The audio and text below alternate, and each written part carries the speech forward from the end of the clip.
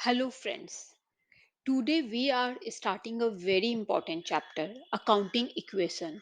बहुत important chapter है. इसी से accounting का base बनेगा.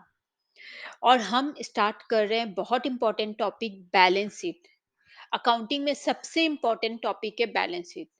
बैलेंस शीट बनाने के लिए हम सब कुछ बनाते हैं। हम अकाउंटिंग में ट्रांजैक्शंस को आइडेंटिफाई करके बुक्स में रिकॉर्ड करते हैं, पीएनएल बनाते हैं। क्यों बनाते हैं? बैलेंस शीट बनाने के लिए। आज हम लर्न करेंगे बैलेंस शीट क्या होता है, कैसा दिखता है, बैलेंस शीट में क्या-क्या आता है। मैंने आप लोगों को ऑलरेडी एक्सप्लेन कर दिया है। एसेट क्या है, types of asset, what is liability, what are the types of liability, ये सब कुछ आप जानते हो। आज हम सीखेंगे एसेट और लायबिलिटीज को बैलेंस शीट में कैसे प्रेजेंट करते हैं। मैं आप सबको रिक्वेस्ट करती हूँ कि अगर आपने मेरा एसेट एंड लायबिलिटीज का वीडियोस नहीं देखा है तो please watch those videos. Link description में दिया हुआ है। It will be easy for you to understand balance sheet. Today we will cover what is balance sheet, what are the two sides of the balance sheet, how to make balance sheet, why we say that asset is equal to liabilities. So let's start the chapter. Balance sheet की definition क्या होती है? Balance sheet is a statement of the financial position of the business which states the assets, liabilities, and owner's equity at a particular point of time. इसका मतलब है कि balance sheet बताता है as of now, as on today आपकी क्या position है। Balance sheet बताता है कि कंपनी के पास क्या क्या एसेट है और किस किस को उसको पैसे देने हैं। Very important term, at a particular point of time.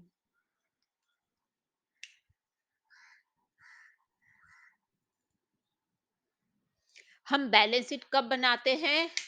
As on today at a particular point of time means अगर मैं आज अपना बैलेंस शीट बना रही हूँ तो वो आज के दिन की पोजीशन क्या है दिखाएगी। बैलेंस शीट हम लोग as on a particular day बनाते हैं। ये फॉर द पीरियड के लिए नहीं बनता है, at a particular point of time के लिए बनता है। मीन्स एज ऑन टूडे आज के दिन बनेगा। और a particular day if I want to know what is my financial position, तब हम बैलेंस शीट बनाते हैं।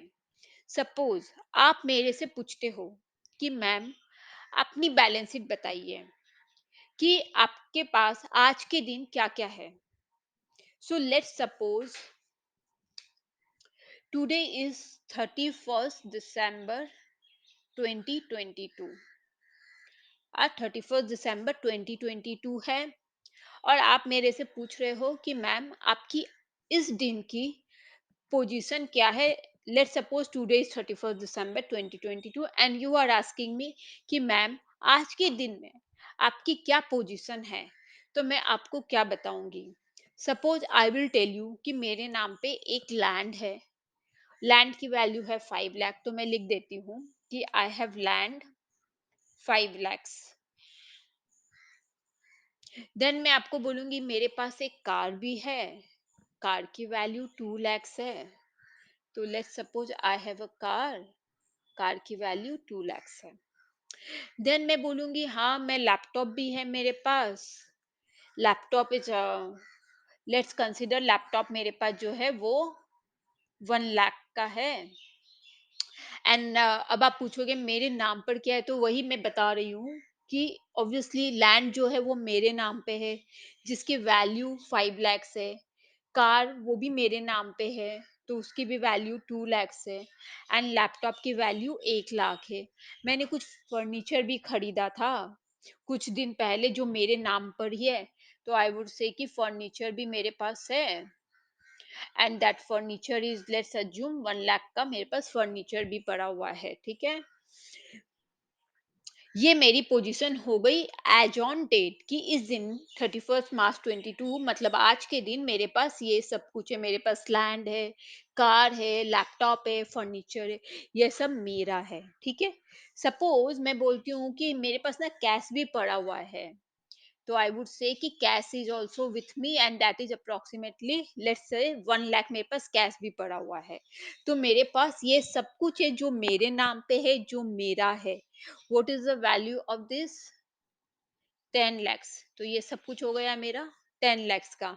तो मेरे पास टोटल 10 लाख का सामान है। ये सब मेरा क्या है? ये सब मेरा एसेट है। All are my asset. Asset क्या होता है? एसेट वो है जो मेरी प्रॉपर्टी है, मेरे नाम पर है, जिस पर मेरा नाम है, जिसको मैं जैसे चाहूं वैसे यूज कर सकती हूँ। Now I will tell you कि आपने मुझसे पूछा कि एज ऑन की पोजीशन बताओ कि आज के दिन मीन्स 31 मार्च 2022 को मेरी क्या पोजीशन है। तो मैंने आपको बता दिया कि मेरे पास क्या क्या एसेट है। बट मैंने एक लोन बैंक से लेकर रखा हुआ है। तो मेरे पास एक लोन है, दैट इज बैंक लोन, और वो लोन का वैल्यू है 3 lakhs। तो मेरे पास बैंक का लोन है, बैंक की, और उस लोन का वैल्यू है 3 lakhs जो मेरे को देना है। ठीक है। ये मैंने लिया था बैंक लोन जब मेरे को कार और लैपटॉप खरीदना था।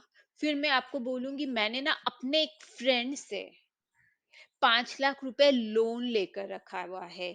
मैंने अपने एक फ्रेंड से 5 लाख का लोन लिया था जब मेरे को लैंड की जरूरत थी। मेरे फ्रेंड का नाम लेट सपोज राहुल है। Loan from Rahul 2 lakhs। तो मैं बोली मेरे को, मैंने राहुल से लोन लिया था, वो 5 लाख का है। तो 5 लाख का मेरे पास राहुल से एक लोन है जो मैंने अभी तक पे नहीं किया है। तो वो भी मेरे पास है। And then I would say कि मैंने ना और भी एक बैंक से, एचडीएफसी बैंक से भी लोन लिया था जब मेरे को लैपटॉप और फर्नीचर ये सब खरीदना था।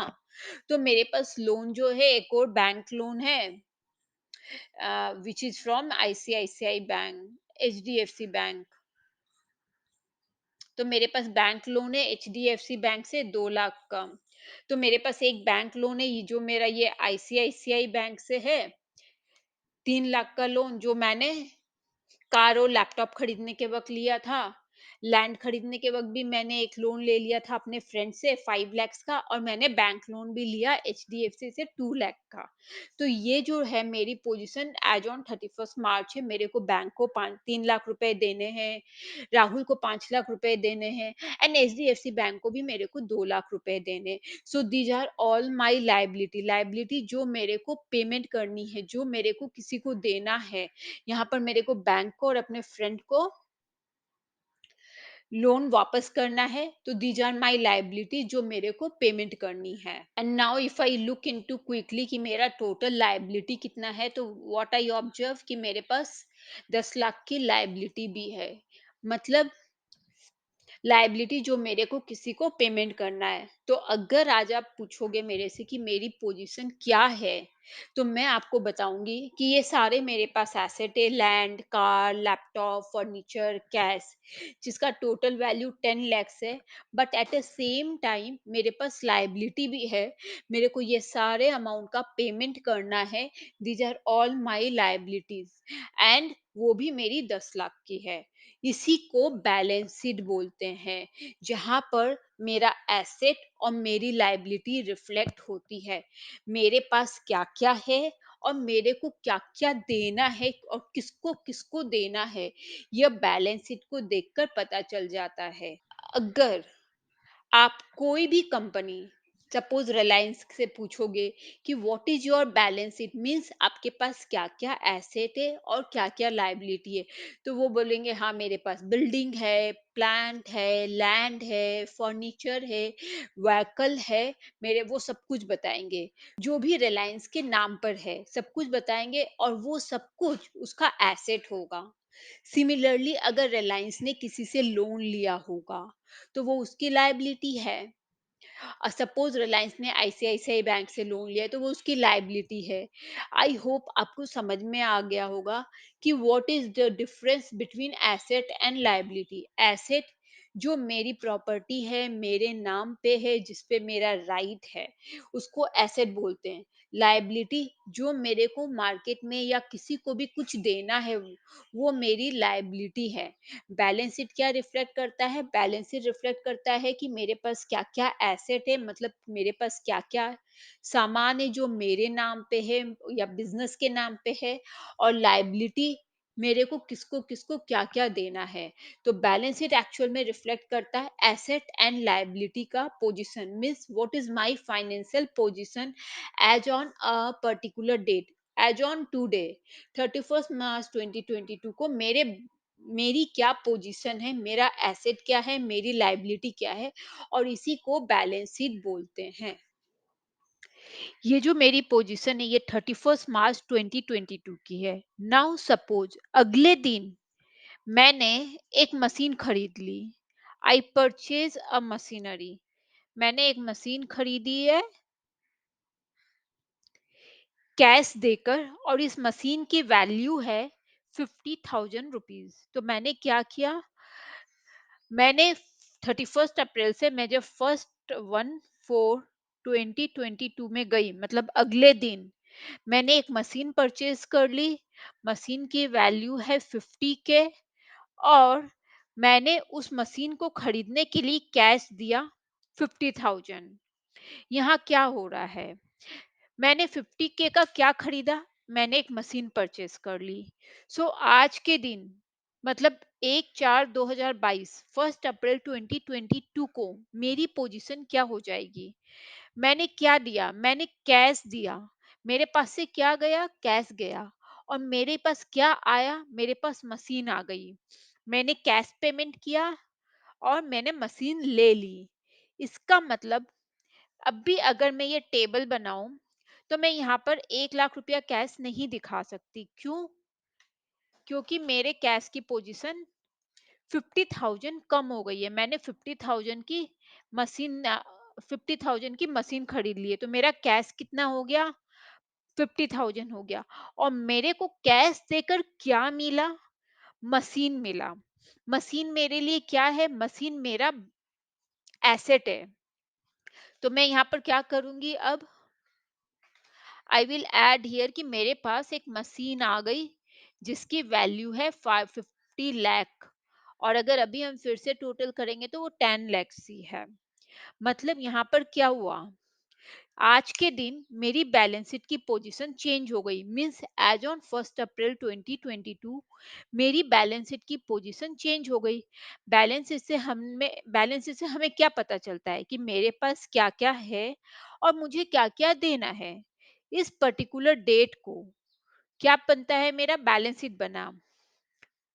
नाउ सपोज मैंने क्या किया, यहाँ पर दूसरे दिन जाकर जब मैंने कैश देकर मशीन खरीद ली, तो मेरे पास एक मशीन आ गया और मेरे पास से कैश चला गया, विच मीन्स मेरे बैलेंस शीट की position as on 1 April change हो गई। बैलेंस शीट हर वक्त एक पर्टिकुलर डे का बनता है।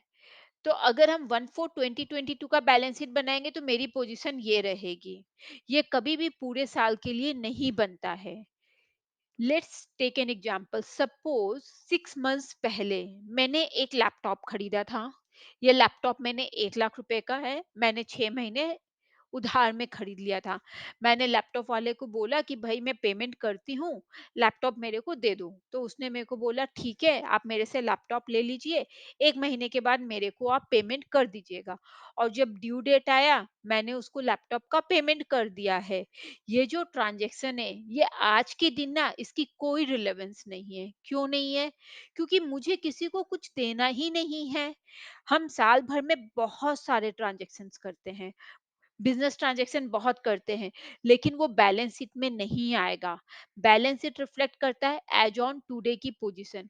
मेरे पास आज के दिन, जिस दिन मैं अपना बैलेंस शीट बना रही हूँ, उस दिन मेरे पास क्या एसेट है और क्या लायबिलिटी है, मेरे को किस किस से लेना है और किस किस को देना है। बैलेंस शीट हम हर वक्त एज ऑन टुडे की बनाते हैं, as on a particular date, at a particular point of time की बनाते हैं, ये असर्टेन करने के लिए कि आज के दिन, जिस दिन मैं अपना बैलेंस शीट बना रही हूँ, उस दिन मेरी फाइनेंशियल पोजीशन क्या है। इट मे बी पॉसिबल कि 10 दिन के बाद मेरी बैलेंस शीट की पोजीशन फिर से चेंज हो जाएगी, तो हम उस दिन का बैलेंस शीट बनाएंगे।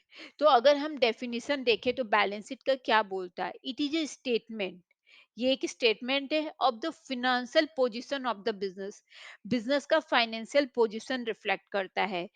क्या दिखाता है, एसेट क्या है मेरे पास, लाइबिलिटीज क्या है, ओनर्स इक्विटी क्या है, at a particular point of time, at a particular point of time, as on particular date, मेरी पोजीशन क्या है, वो बैलेंस शीट दिखाता है।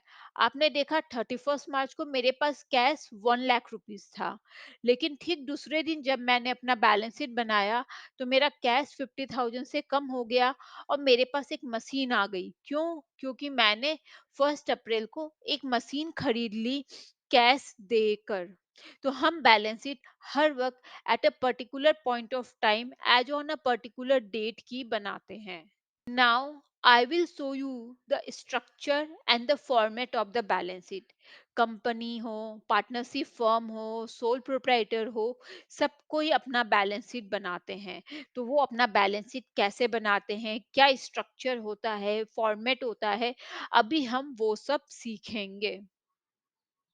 आप एक फ्रेश पेज ले लो और जो मैं बता रही हूँ वो आप लिखो। अगर आप वीडियो देख रहे हो तो आप वीडियो को पॉज करके बड़े आराम से लिख भी सकते हो और आराम से सीख भी सकते हो, ठीक है। लेट्स टेक एन एग्जांपल कि राहुल ने बिजनेस शुरू किया था। राहुल, उसने बिजनेस शुरू किया आर एस लिमिटेड कंपनी में। उसने आर एस लिमिटेड का बिजनेस किया। आर एस लिमिटेड का क्या काम है, पेन मैन्युफैक्चरिंग एंड सेलिंग का काम है, ठीक है। हम बैलेंस शीट हर वक्त बिजनेस का बनाते हैं।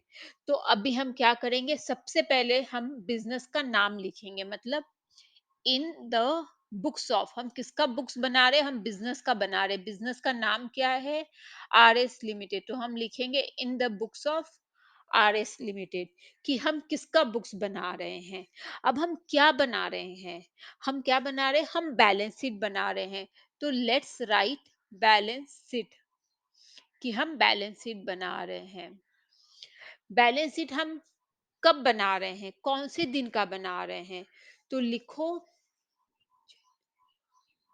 एज एट, ये हर वक्त डेट, मंथ और ईयर के फॉर्मेट में जाता है।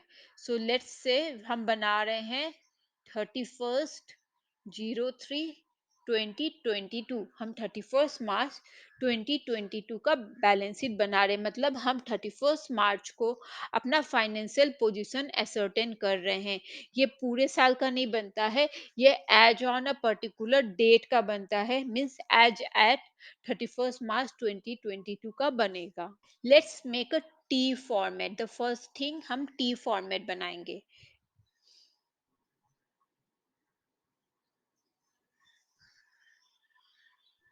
ठीक है। ये मेरा टी फॉर्मेट बन गया। अब हम कॉलम्स ऐड करेंगे।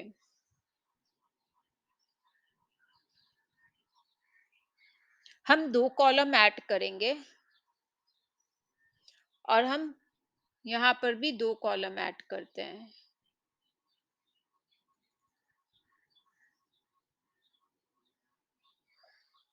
लाइबिलिटीज हमेशा लेफ्ट में होती है और एसेट राइट में होता है। हम इंडिया में यही फॉर्मेट फॉलो करते हैं। तो ये मेरा हो गया लाइबिलिटीज। यहाँ पर हम लिखेंगे डिटेल, यहाँ अमाउंट।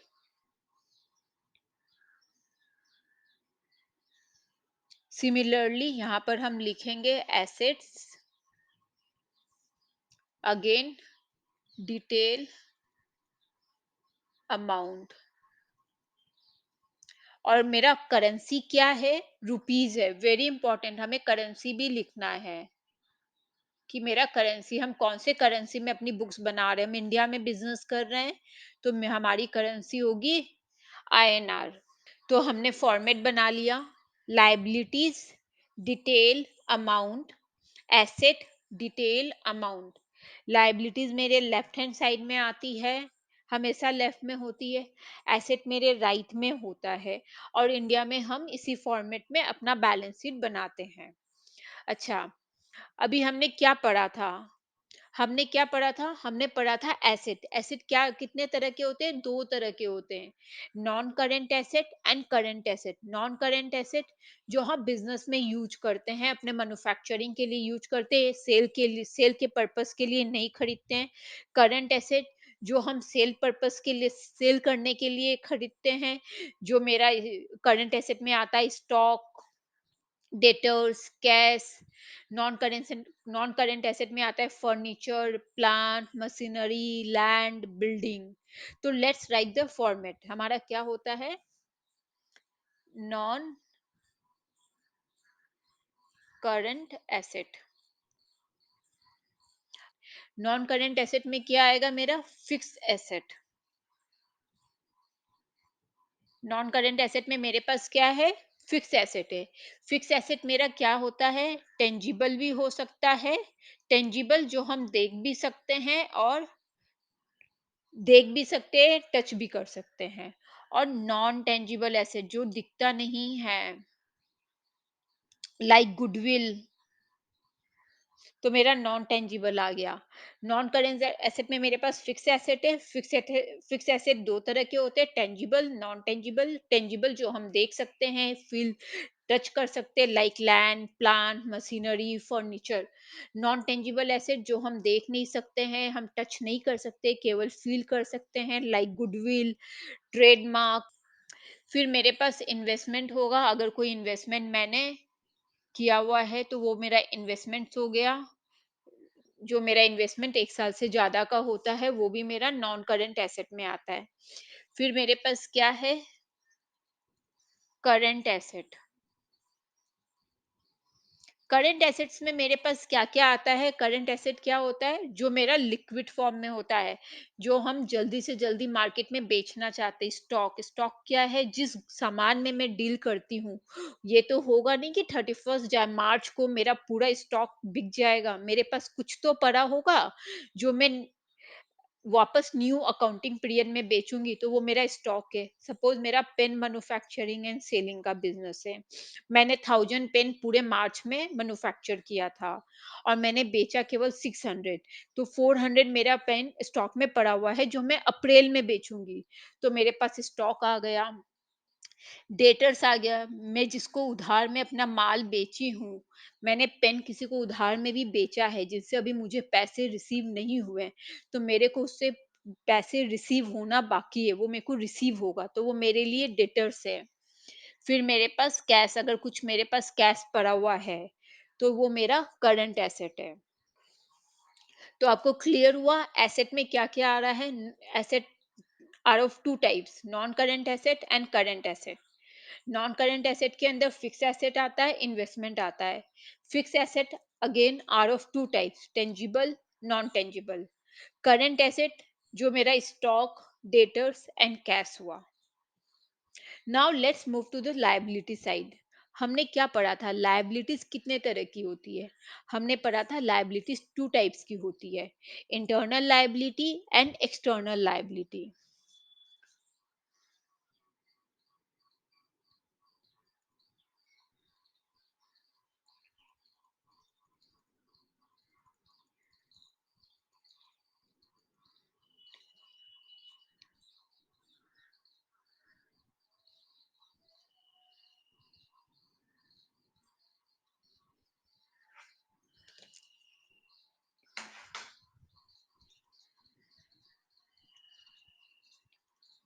इंटरनल लायबिलिटी हम किसको बोलते हैं?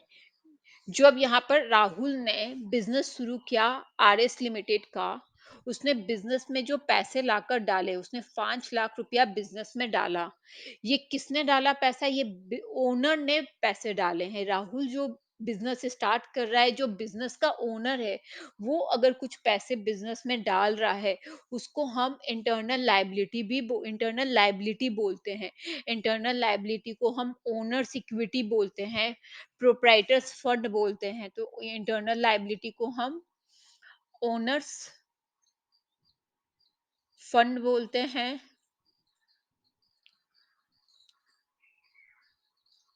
प्रोप्राइटर्स फंड बोलते हैं, इक्विटी भी बोलते हैं एंड कैपिटल भी बोलते हैं। तो जो पैसे बिजनेस का ओनर बिजनेस में डाल रहा है, उसको इंटरनल लायबिलिटी बोलते हैं, ओनर्स फंड बोलते हैं, प्रोप्राइटर्स फंड, इक्विटी, कैपिटल। हम ये सारे टर्म में इंटरचेंजेबल यूज करते हैं। फिर मेरा एक्सटर्नल लायबिलिटी जो मेरे को आउटसाइडर्स को देना है, बट ओनर को नहीं देना है। ओनर के अलावा जिसको भी मेरे को कुछ भी पेमेंट करना है, वो मेरा एक्सटर्नल लायबिलिटी है। एक्सटर्नल लायबिलिटी टू टाइप्स के होते हैं, non current liability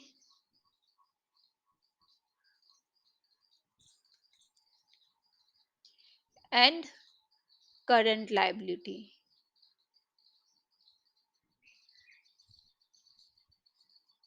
non current liability जो मेरे को 1 साल से ज्यादा के बाद देना है, जो मेरा पेएबल आफ्टर 1 ईयर होता है। मैंने बैंक से कुछ लोन लेकर रखा हुआ है, तो वो मेरा नॉन करंट लायबिलिटी है। और करंट लायबिलिटी जो मेरे को विद इन 1 ईयर पेमेंट करना है। एग्जाम्पल पे मैं पेन मैन्युफैक्चरिंग एंड सेलिंग का बिजनेस कर रही हूँ, तो मैंने इंक परचेज किया है, तो मेरा करंट लायबिलिटी में क्या आएगा, सन्ड्री क्रेडिटर्स आ जाएगा। अगर मैंने अपने किसी एम्प्लॉय को सैलरी नहीं दी है, वो मेरा करंट लायबिलिटी है। मैं साल भर तक अपने एम्प्लॉय को सैलरी नहीं दूं, ऐसा नहीं हो सकता।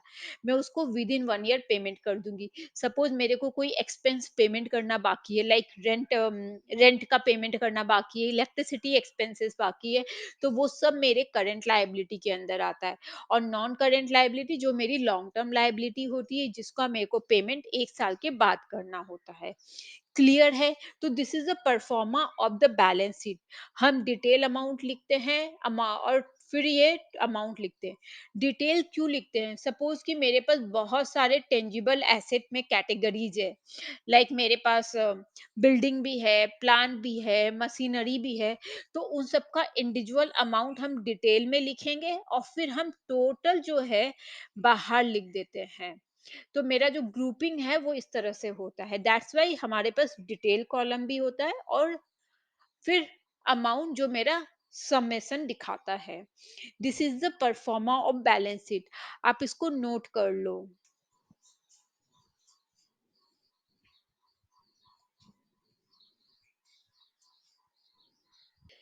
इंटरेस्टिंग चीज ये है कि total of asset and the liabilities will always be equal. It has to be equal. दोनों का टोटल ऑलवेज इक्वल होता है, और इसी के बेसिस पे अकाउंटिंग इक्वेशन बना है। अकाउंटिंग इक्वेशन बोलता है total asset equal to total liabilities. Accounting equation.